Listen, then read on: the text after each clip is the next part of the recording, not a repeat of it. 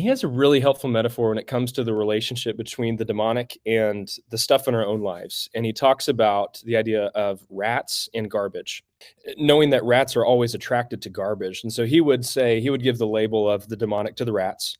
And then this is where, you don't want to look at somebody who's got a wound and say, you have garbage. But that's what he's getting at, that in order to truly free somebody in Christ, it involves not just removing the rats, but if the garbage remains undealt with, then rats will always find their way back. And you can think of a couple different things that Jesus had to say about that.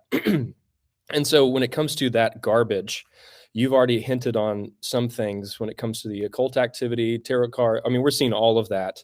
But I think what could be neglected if we don't continue to talk about are just the idea of wounds in general, that can be, and this is where we're uncomfortable, just like we are with generational curses. But when things are done to you, that can create a wound.